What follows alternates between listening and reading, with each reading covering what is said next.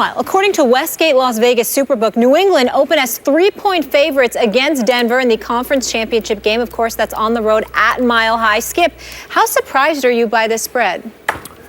Stephen A. Smith, as you well know, all too well, I'm a big Tom Brady fan, and I was shocked by this point spread. I always try to guess what the spread will be, and I guessed Denver by 2, maybe 3.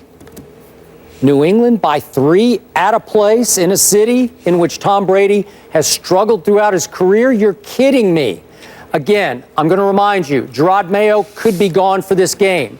The two best defensive players, the lifeblood of this defense, the pass rusher Chandler Jones and the do-it-all Jamie Collins, couldn't finish the Kansas City game with injuries, and we probably won't know until kickoff if they can play. If they can't, that really levels the playing field.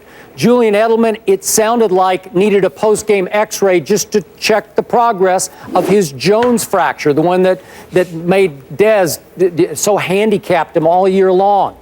And Gronkowski needed an injection in his knee last week to get ready for that game. He's one low blow away from being sidelined again.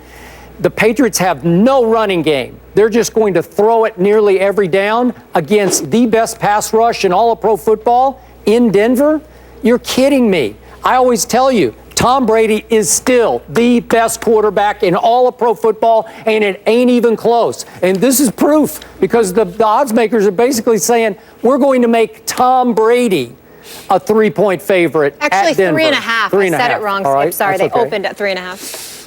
Well, Skip, I think that's a little bit too high myself, but I don't think that you're looking at what the odds makers are looking at.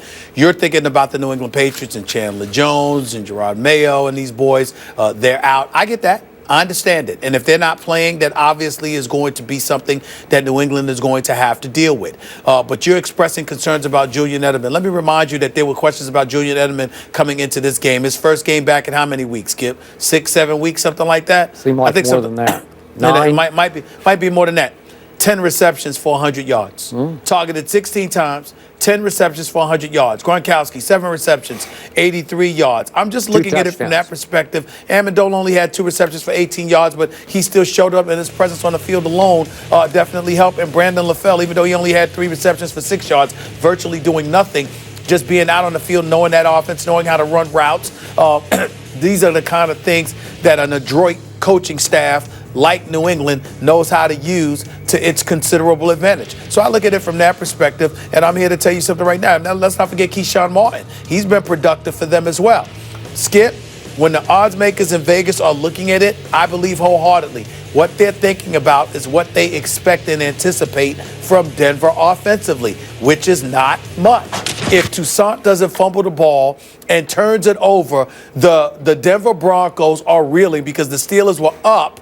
Okay, they were up a point, 13 to 12. Yeah. They were up 13 to 12 and driving. And oh, by the way, Denver only had 12 points again at that particular juncture when Toussaint fumbles. And so I look at the odds makers probably saying questions about Peyton, questions about Osweiler, questions about Vernon Davis leaving his hands in San Francisco, Demaryius Thomas dropping more passes than usual. What level of production are we going to get from Denver's offense?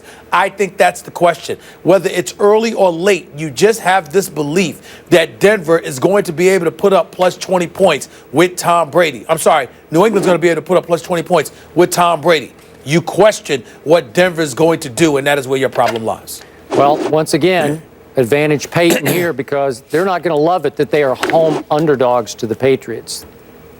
Who cares what they love? Well, what are they going to do about it? A little bulletin board material. They might do something about it.